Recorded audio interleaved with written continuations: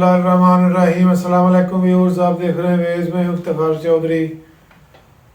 दोस्तों, अगर आप मेरे चैनल पे नए हैं या अभी तक आपने मेरा चैनल सब्सक्राइब नहीं किया तो बराए मेहरबानी इसको सब्सक्राइब कर दें और बेल आइकॉन ज़रूर दबाया करें ताकि हर आने वाली वीडियो का आपको नोटिफिकेशन मिलता रहे और आप उसको बर वक्त देख सकें।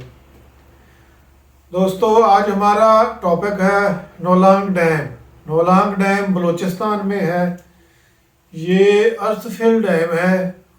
बेसिकली अर्थफिल और रॉकफिल डैम में थोड़ा सा डिफरेंस आपको बता दूं कि जो अर्थफिल डैम होता है इसके जो साइड्स होती हैं या जिसको आप पुश्ते बोलते हैं, ये टोटली मिट्टी के होते हैं। इसमें कुछ हिस्सा रॉक्स का भी हो सकता है, लेकिन ज़्यादातर ये मिट्टी के होते हैं और मिट्टी से ही बनाए जाते हैं। और ऐसे डैम जो हैं ज़्यादातर फ्लैट एरिया में या मैदानी एरिया में बनाए जाते हैं। ये पहाड़ी एरिया में ऐसे डैम नहीं बनाए जाते। दूसरी किस्म होती है रॉकफिल। रॉकफिल ज़्यादातर जो पहाड़ी सिलसिला होता है, जो गहरे पहाड़ होते हैं, उसके अंदर जो दरिया चल रहा होता है, वहाँ जो डैम बनाए जाते हैं, वहाँ जो उनकी साइड्स होती हैं उनको रॉकफिल कहते हैं। यानी वहाँ जो कि मिट्टी तो नहीं लग सकती और ना वो ठहर सकती है। पानी का प्रेशर बहुत ज़्यादा होता है, पानी बहुत ज़्यादा होता है, लिहाजा वहाँ रॉकफिल यानी पत्थर और सीमेंट और बजरी इस तरह की चीज़ें डाल के वो बनाए जाते हैं, उसको रॉकफिल बोलते हैं। तो ये जो नौलांग डैम है ये बलूचिस्तान में ये अर्थफिल डैम है। अगर आप इसकी लोकेशन पे जाते हैं तो ये गंदावा सिटी है, वहाँ एक 30 किलोमीटर उससे दूर है और 24 किलोमीटर ये झलमक्सी में है।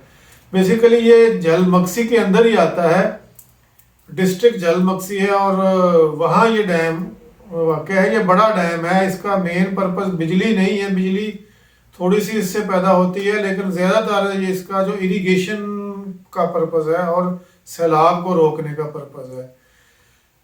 चले इसका आप बताते हैं कि इसके क्रेडेंशियल्स क्या हैं, ये कैसे बनेगा, कितना ऊंचा होगा, इसके क्या फ़ायदे मिलेंगे हमें। अगर हम इसकी हाइट देखें तो 186 फीट इसकी हाइट होगी। हाइट से मुराद है कि इसके बेड से लेके जो पानी का ज़्यादा से ज़्यादा लेवल है ये 186 फीट ऊंचा हो सकता है। इससे कम भी होगा लेकिन मैक्सिमम इतना होगा।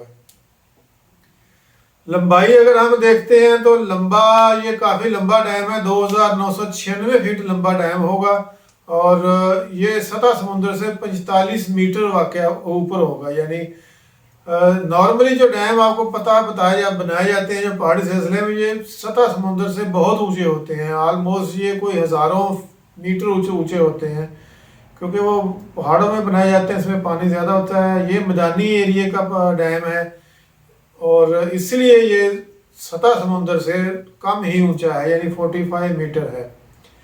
इसका जो कैचमेंट एरिया है ये बहुत बड़ा है। ये 7500 स्क्वायर किलोमीटर एरिए पे ये फैला होगा। यानी वैसे तो डैम ये आलमोस्ट को 2.5 किलोमीटर ही बनता है इसका अगर लंबाई देखी जाए, लेकिन जो इसका कैचमेंट एरिया है, यानी जहाँ जहाँ से इसका पानी, बारिश का पानी इसमें इकट्ठा होगा, तो वो इतने बड़े एरिया से इसको वहाँ से ये इकट्ठा होकर इस डैम में आएगा। ये एक मौला डैम है, मौला रिवर है। वहाँ मौला रिवर एक इंडिया में भी है, उससे आपने कन्फ्यूज़ नहीं होता, लेकिन ये पाकिस्तान में भी है और मौला रिवर पे ये बनाया जाएगा। अगर आप इसकी थोड़ी सी हिस्ट्री पे चले जाते हैं तो इसका PC1 जो है ये 2009 में अप्रूव हुआ था, लेकिन जैसे आपको पता है कि पाकिस्तान में चीज़ें बहुत स्लो चलती हैं और इसमें फंडिंग के इश्यूज भी होते हैं और बहुत सारे दूसरे सियासी इश्यूज भी होते हैं। लेकिन देख लें कहाँ 2009 और कहाँ 2019, यानी 10 साल के बाद इसको दोबारा टेकअप किया गया। 2019 में दोबारा इसको अप्रूव किया गया, इसका डिज़ाइन वगैरह, और फिर गवर्नमेंट ने इसकी जो फंडिंग थी वो भी रिलीज़ कर दी वापडा के अकाउंट में। और 2019 में ये स्टार्ट होना था, लेकिन अनलकीली ये 2019 में भी स्टार्ट नहीं हुआ। उसकी वजह ये हुई कि जो FBR है, हमारा federal revenue board of revenue है, इसने कुछ वापडा से रिकवरी करनी थी, पता नहीं 300 या 400 मिलियन रुपीस की। और काफ़ी अरसे से ये केस चल रहा था। तो जब ये गवर्नमेंट ने पैसे वापडा के अकाउंट में इतने ट्रांसफ़र किए और दूसरी तरफ FBR के पास आपको पता अथॉरिटी होती है कि वो किसी भी अकाउंट से उसको फ्रीज करके अमाउंट ड्रॉ कर सकता है, अगर वो कोई केस लिटिगेशन में हो या उसका रिसीवेबल हो, पुराना रिसीवेबल क्लेम हो। तो इसी तरह इसने किया, इससे पूरे पैसे ड्रॉ कर लिए 2019 में, तो लिहाजा ये डैम फिर ताखीर का शिकार हो गया एक दफ़ा। उसके बाद फिर इसका शोर डला और वो गवर्नमेंट ने बीच में इन्वॉल्व होकर वो पैसे वापस दिलवाए और काफ़ी अरसे के बाद FBR ने इसको पैसे वापस दिए। उसके बाद दोबारा से ये डैम शुरू हुआ।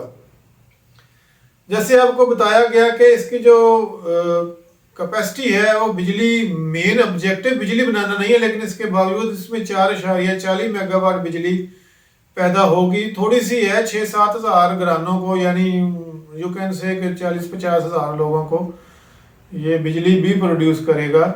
अगर आप इसका पानी देखें तो 2,42,163 एकड़ फीट पानी इसमें आएगा। पानी की कैपेसिटी से आप अंदाजा लगा सकते हैं ये बड़ा डैम है, यानी अपने एरिया के लिहाज से ये बड़ा डैम है। वैसे बड़ा नहीं है, पानी की कैपेसिटी भी इससे 20 गुना ज़्यादा हो सकती है, लेकिन बहरहाल वो बलूचिस्तान में आपको पता है कि जितने भी आज तक डैम बने हैं इतना बड़ा डैम नहीं बना। तो लिहाजा बलूचिस्तान के एरिया के लिहाज से कह लें या उस लोकेलिटी के लिहाज से कह लें तो ये बड़ा डैम है। इसकी जो लाइव स्टोरेज है वो 1,99,956 एकड़ फीट होगी। ये लाइव और वाटर कैपेसिटी में फ़र्क ये होता है कि जो लाइव स्टोरेज है इतना इसमें ऑलमोस्ट हर वक्त रखा जाएगा, वक्त ज़रूरत जो काम आएगा। और 2,42,000 इसकी जो कैपेसिटी है ये मैक्सिमम कैपेसिटी है, इससे ज़्यादा नहीं बढ़ेगा। इससे ज़्यादा बढ़ेगा तो ये ओवरफ्लो कर जाएगा। इरिगेशन का अगर आप पॉइंट ऑफ व्यू से देखें तो इसमें 47,000 एकड़ लैंड जो है या रकबा है ये ज़ेरे काश्त आएगा, जो पहले नहीं है, बंजर पड़ा हुआ है। तो आप अंदाज़ा लगा सकते हैं कि 47,000 एकड़ से ज़राअत को कितना फ़ायदा होगा अगर ये इरीगेट हो जाता है इस डैम की वजह से, और डेफिनेट इंशाल्लाह होगा। तो ये बहुत बड़ा एक इरिगेशन का इस एरिए में बूम आएगा इस डैम की वजह से। दूसरा इसका बहुत बड़ा ऑब्जेक्टिव है, जो आपको पता है बलूचिस्तान में या तो खुश्क साली होती है या थोड़ी सी बारिश हो, बारिशों के सीज़न में वहाँ सैलाब आ जाते हैं। यानी वो लोग बेचारे खुश्क साली से भी मार रहे होते हैं और सैलाब से भी मार रहे होते हैं। पानी हो तब भी मार रहे हैं, पानी ना हो तब भी मार रहे होते हैं। तो इस डैम की बनने की जैसे 3 अजला में जलमक्सी है, गंदावा है और एक नीचे है खुजदार। इन 3 अजला में इस डैम की वजह से एक तो ज़राई ज़मीन जो है वो उसको पानी मिलेगा, उसमें फसलें पैदा होंगी और पाकिस्तान को और उस एरिया को बहुत ज़्यादा फ़ायदा होगा। दूसरा, इन तीनों इलाकों में, तीनों अजला में जो सैलाब की तबाहकारियाँ होती हैं या सैलाब है वो बिल्कुल ख़त्म हो जाएगा इंशाल्लाह। दूसरा, इस पर जो कास्ट आएगी, कास्ट इसकी जैसे आपको बताया कि इसका PC1 2009 में प्रूव हुआ, तो उस वक्त ये मामूली सी कास्ट थी, 13-14 अरब रुपीज़ थी। अब इसकी कास्ट जो आज की डेट में है 45 बिलियन रुपीज़ है तकरीबन। तो देख लें कास्ट कितनी बढ़ गई है। अगर ये डैम वक्त पे बना होता तो इतना नुकसान भी ना होता और बहुत सारे बेनिफिट्स ये दे चुका होता। जहाँ तक इसकी फाइनेंसिंग का सवाल है तो ये एशियन डेवलपमेंट बैंक के साथ नेगोशिएशन हो गई है, साइन हो गया एग्रीमेंट। अब इसकी जो फाइनेंसिंग है वो 63% जो एशियन डेवलपमेंट ADB बैंक है वो देगा, 25% जो पाकिस्तान की फेडरल गवर्नमेंट है वो देगी, जबकि 13% जो है वो हुकूमत बलूचिस्तान देगी। इस तरह ये मिल के ये डैम बनेगा, लेकिन ये इसकी ऑनर जो है वो वापडा ही है, वो वापडा के पास ही रहेगा। ये सालाना लाखों यूनिट बिजली भी पैदा करेगा।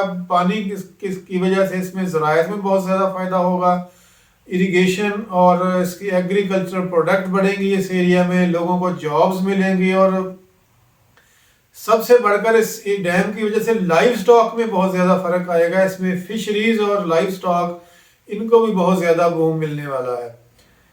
जहाँ तक इस डैम की कंसल्टेंसी का एग्रीमेंट अवार्ड हुआ है वो एक जॉइंट वेंचर है, एक पाकिस्तानी कंपनी है और एक तुर्की की कंपनी है डोलसर, और मोट मैकडोनल्ड जो पाकिस्तानी कंपनी, दोनों के दरमियान एक जॉइंट वेंचर है।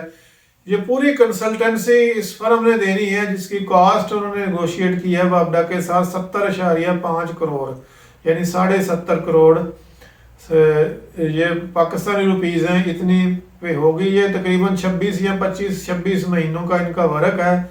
स्कोप ऑफ वर्क यानी इन्होंने करना क्या है इस 70.5 करोड़ के अगेंस्ट, इन्होंने जो इसका डिज़ाइन है ना, इसको रिव्यू करना है, अपडेट करना है और रिव्यू करना है। यानी जहाँ जहाँ खामियां हैं, जैसे आपको बताया ना, ये 2019 के बाद फिर ये बंद हो गया, अभी चल रहा है ये, और इसमें बहुत सारे होते हैं कि डिज़ाइन में चेंजेस आएंगी। ये सारी इस फर्म ने रिव्यू करनी है और जहाँ ज़रूरत होगी उसको अपडेट करना है। उसके बाद प्रोक्योरमेंट सेफ्टी, आपको पता है कि जो इस तरह के डैम्स होते हैं जिसमें इंटरनेशनल इंटरेस्ट शामिल होते हैं, तो इसमें सिक्योरिटी का बहुत ख्याल रखा जाता है। और जो चीज़ें बाय की जाती हैं बाहर, बहुत सारी इंपोर्ट होनी होती हैं, बहुत सारी लोकली होती हैं, तो इनकी क्वालिटी इंश्योर की जाती है कि कुछ इंटरनेशनल स्टैंडर्ड की होनी चाहिए, ताकि फ्यूचर में, क्योंकि इन डैमों की लाइफ बहुत ज़्यादा होती है, तो ये ख़राब नहीं होनी चाहिए। इसलिए ये प्रोक्योरमेंट सिक्योरिटी इनकी दूसरी जॉब है। तीसरी जॉब बाकी सुपरवाइज ही करना है, और इसका जो पीरियड है आपको मैंने पहले बता दिया कि 25-26 महीने का टाइम है। और ये डैम की बहुत ज़्यादा मैंने टाइम नहीं लेता, ये कोई 3 साल, मैक्सिमम 3 साल में बन जाएगा। अगर 3 साल का हिसाब लगाया जाए तो ये 26 के एंड तक या 27। वैसे इसमें बहुत सारा जो अर्थ का काम है, जो पुश्तों का काम है, वो बहुत सारा हो गया ऑलरेडी। तो अभी ये 2 साल और लेगा, 1.5-2 साल और लेगा, तो इंशाल्लाह ये कंप्लीट हो जाएगा। तो इससे बहुत सारे बेनिफिट मिलेंगे। अगेन आपसे रिक्वेस्ट है कि मेरे चैनल को सब्सक्राइब कर दें और बेल आइकन ज़रूर दबा दें। अल्लाह हाफिज़।